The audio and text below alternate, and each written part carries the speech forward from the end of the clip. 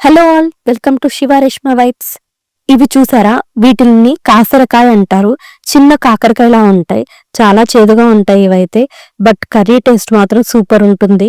Same కాకరకాయలని ఉంటాయి కానీ చాలా చిన్న కాకరకాయలు అనమాట.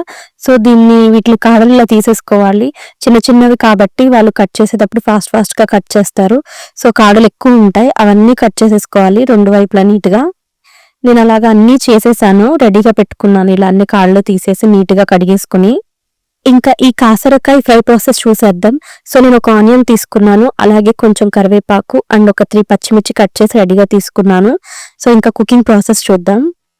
స్టవ్ ఆన్ చేసుకుని కడాయి ప్లేస్ చేసేసుకున్నాను.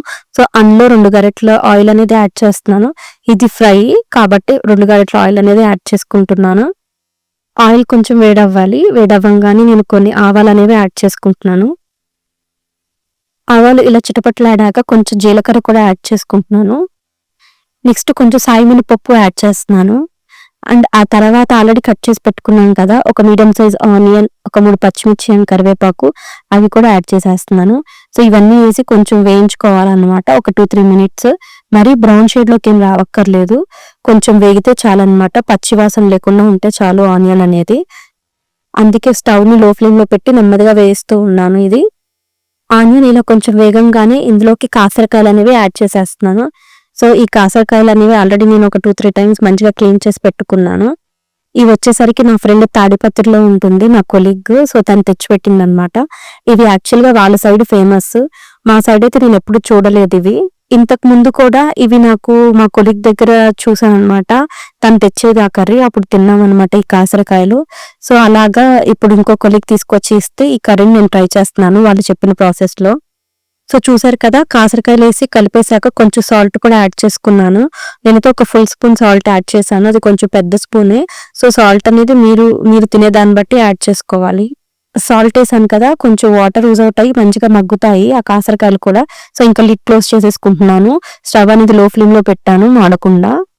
నెక్స్ట్ ఒక 5 మినిట్స్ తర్వాత లిడ్ ఓపెన్ చేసి చెక్ చేసుకున్నాను అనమాట. అండ్ ఏమీ అడగంటట్లేదు. అండ్ నేను ఎండుమిర్చి చేయడం మర్చిపోయాను. సో ఇప్పుడు ఎండుమిర్చి యాడ్ చేసుకుంటున్నాను ఇందులో. ఎండుమిర్చిని మీరు యూజ్ చేసేటప్పుడు ఖచ్చితంగా వాటర్తో క్లీన్ చేసుకునే వాడండి, ఎందుకంటే చాలా కెమికల్స్ ఉంటాయంట, అవన్నీ కింద పడేసి అలా చేస్తారు కదా. సో ఖచ్చితంగా అవి వాష్ చేసుకుని యూజ్ చేసుకోండి. ఎండుమిర్చి చేశాక కొంచెం సేపు కలిపాను కదా. సో నెక్స్ట్ వచ్చేసరికి ఇంకా పసుపు యాడ్ చేసేసుకుంటాను అనమాట. సో పసుపు వేసాక బాగా కలిపేసి మళ్ళీ లిడ్ క్లోజ్ చేసేసుకుంటాను. లో ఫ్లేమ్లోనే మంచిగా వేగనివ్వాలన్నమాట. ఇవన్నీ కూడా మధ్య మధ్యలో ఒక 2-3 మినిట్స్కి ఓపెన్ చేసి కలుపుకుంటూ ఉండాలి, ఎక్కడ అడుగంటకుండా. ఈ కాకరకాయలు అయితే టేస్ట్ వచ్చేసరికి మా కాకరకాయ ఉంటుంది కదా, అందులో గింజలా ఉంటుంది, కొంచెం అలా ఉంటుంది. అండ్ కాకరకాయ లాగా చేదుగా ఉంటాయి అన్నమాట. టేస్ట్ మాత్రం చాలా బాగుంటాయి. నేను ఎప్పుడో ఒకసారి నా ఫ్రెండ్తో మాటల్లో అంటే తను గుర్తుపెట్టుకుని ఇప్పుడు తెచ్చింది అనమాట. ఇవి నీట్గా క్లీన్ చేసుకోవడానికి నాకు ఆల్మోస్ట్ ఒక 1 అవర్ పట్టేసింది. చాలా టైం తీసుకుంది ఇది. మేబీ ఫస్ట్ టైం మేము ఇవి చేయడం వల్లేమో. ఇలా కొంచెం కాకరకాయలు అనేవి వేగాక నేను ఇంకా కారం అనేది యాడ్ చేసేసుకుంటున్నాను. యాడ్ చేసి బాగా కలిపేసుకోవాలి. అండ్ లిడ్ క్లోజ్ చేశాను. ఒక 5 మినిట్స్కి మళ్ళీ అలా ఓపెన్ చేసి చూశాను. ఇవి వేగుతూ ఉన్నాయి, ఎక్కడ అడుగంటకుండా కలుపుకుంటూ ఉండాలి. కారం యాడ్ చేశాక ఫాస్ట్గా అడుగంటిపోతూ ఉంటాయి. సో కొంచెం జాగ్రత్తగా వేయించుకోవాలి. చూడండి, కర్రీ మాత్రం భలే కలర్ఫుల్గా ఉంది కదా. ఈ కర్రీ అయితే కాకరకాయకి ఆ కాకరకాయకి కాంబినేషన్ లా ఉంటుంది అనమాట. ఆ కాకరకాయలో గింజలు ఉంటాయి కదా, పంటికి తగులుతూ అలా ఉంటుంది. అండ్ కాకరకాయలో కొంచెం చేదు ఎక్కువ ఉంటుంది కదా, సో అలా ఉంటుంది అనమాట. ఇంకా ఈ కాకరకాయ ఫ్రై అయితే ఆల్మోస్ట్ అయిపోయినట్టే. ఇంకా ఇందులో లాస్ట్ లో ఒక 2 స్పూన్స్ షుగర్ అనేది యాడ్ చేసుకుంటున్నాను, ఎందుకంటే కొంచెం చేదుగా ఉంటాయి. ఈ షుగర్ యాడ్ చేసుకుంటే కొంచెం బ్యాలెన్స్ అవుతుంది అనమాట. కొంతమంది అయితే షుగర్ కాకుండా కొబ్బరి పౌడర్, అల్లం వెల్లుల్లి పేస్ట్తో కూడా వండుకుంటారంట, నా ఫ్రెండ్ చెప్పింది. బట్ నేనైతే ఇందులో పంచదార యాడ్ చేస్తున్నాను, ఒక 2 స్పూన్స్. సో పంచదార వేసాక కొంచెం కలిపేసి మళ్ళీ లిడ్ క్లోజ్ చేశాను అనమాట. ఒక 2-3 మినిట్స్ ఆగి స్టవ్ ఇంకా ఆఫ్ చేసేసుకోవచ్చు. సో చూసారా, షుగర్ వేసి ఒక 2-3 మినిట్స్కి కర్రీ అనేది ఇలా అయిపోయింది అనమాట. సో ఇంకా కాకరకాయ ఫ్రై అనేది రెడీ. చాలా టేస్టీగా ఉంటుంది అండ్ ఇది చాలా హెల్దీ కూడా అంట.